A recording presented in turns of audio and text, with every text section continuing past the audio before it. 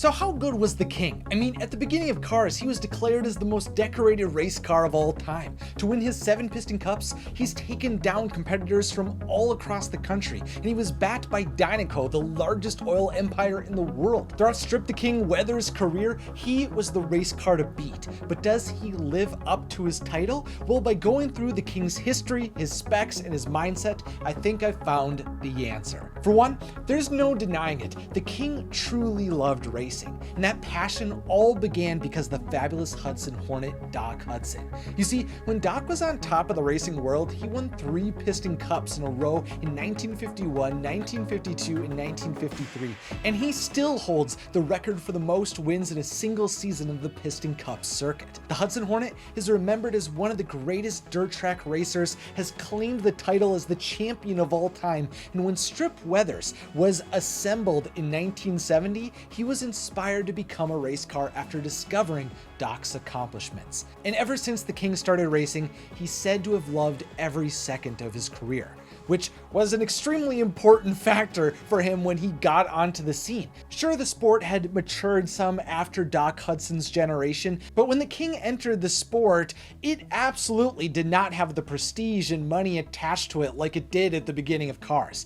According to the King's official bio, long before his deal with Dinoco and all of the trophies he won, he had a humble beginning on the Piston Cup circuit. And the truth is, he had an uphill battle. From the start, the King got used to handling scrapes, bruises, and crashes, but no matter what happened, he kept going for the fun of it. The King couldn't help his natural longing to race. I mean, even off the track, there's stories of him in his youth driving fast on the open road. Polly Puddlejumper was even said to have become a fan of the King when he blew past her on the outskirts of Placerville in 1989. And honestly, if you're going to enter a crazy and wild and competitive world like racing, I feel like the only way to be able to have a chance of succeeding is if you're crazy obsessed with it. I feel like every time I try to pursue something out of a desire to gain approval from others and try to gain prestige or money, that's when things fall apart. It really can only come through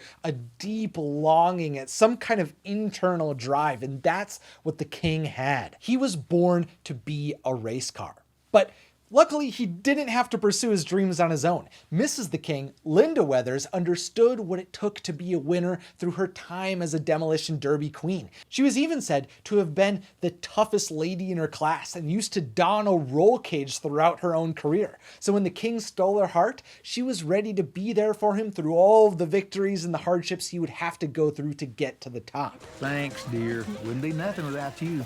Now, unlike Doc Hudson though, the King came into the racing scene when racing was entering a new era. Instead of dirt, the Piston Cup circuit was adopting paved oval tracks, and this worked to Strip Weathers' benefit. In fact, he was built for this new challenge. You see, in addition to the King possessing a great mindset going into his career, the truth is that he also had talent and power that put him far above race cars from the past. In fact, the King was constructed from the ground up for speed, and on those new tracks, he was able to take advantage of all of his raw power. As a Plymouth Superbird with a 426 CI Hemi engine, the King had incredible acceleration for the time, and in his glory days, he could max out at 200 miles per hour. This was so fast that he would go on to wear a massive rear spoiler throughout his career to help keep him firmly on the racetrack. But honestly, to fully appreciate the speeds that the King was able to pull off, you really have to understand the full context of just how fast he truly was.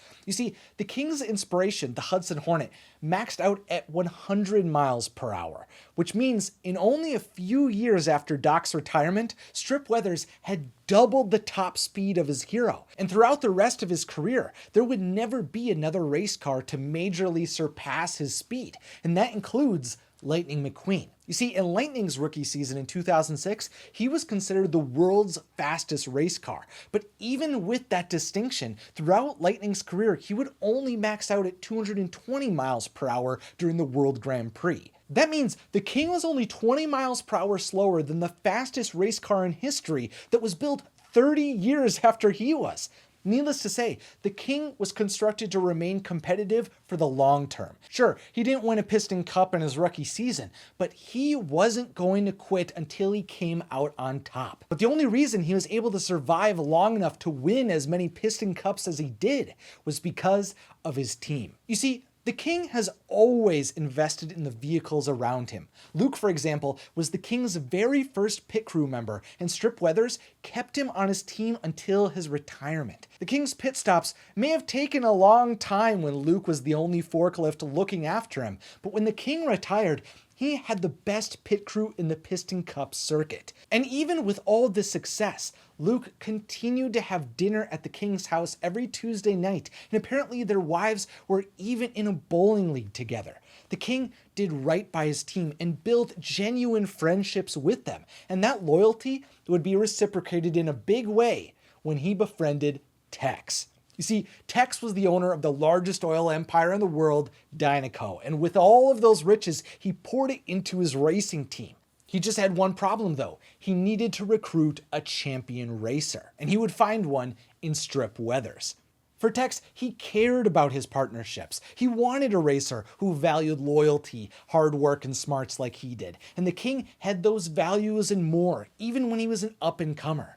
So the King signed with Dinoco, and together they created magic. Suddenly, Strip Weathers had all of Dinoco's resources at his disposal, including a proper crew chief. I'm sure he had fantastic trainers, and there was an amazing transport staff. I mean, not only did the King have a semi-truck named Greg to bring him to races, but he would inevitably have a high-performance executive helicopter named Rotor Turbo Sky at his disposal too.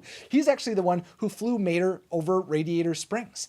But the King wasn't going for joyrides in his early days. He didn't waste any of the resources that were poured into him. He trained hard, he studied racing, and he allowed himself to be molded into an unstoppable machine by the team around him. The King had the power, the talent, the financial support, and the vehicles around him to make him a champion. But the truth is that he wouldn't have won 7 Piston Cups even with all of that, unless he had the fire within him to win. You see, while the King might have appeared like a wise old man with his wife and his team when he was about to retire, he never lost his drive to be a ruthless competitor. Off the track, the King knew how to be cordial and kind, but when he was unleashed, he showed no mercy. I mean, for 10 years he competed against Chick Hicks, and the King refused to let up on him no matter how many times he defeated him to win the Piston Cup. The King operated purely off of his strategies and his training. After years of cultivating his focus and resilience, he wasn't going to let up for any race car, whether they were his greatest nemesis or they were a cocky young rookie. So, how good was the King? I mean, he was by far one of the greatest race cars of all time. Strip Weathers had an unprecedented amount of raw power, an incredible drive to win, a world-class team around him, and a pure love and dedication for the sport that kept him competitive and on the track for more years than anyone else from his era. The King's heart was just committed to racing, and he let it carry him across the finish line more times than any other Piston Cup race car in history. Sure, that would also lead to major sponsorships, media attention, and the adoration of the world, but no matter what happened, Strip Weathers was a great race car first. That's why he was crowned the King of Racing. But let me know what you think down in the comments, and if you'd like to support everything I'm doing here to celebrate the animated worlds of Disney and Pixar, consider joining our community over on Patreon. Finally, I'm Isaac Carlson, thanks for watching, and have a magical day.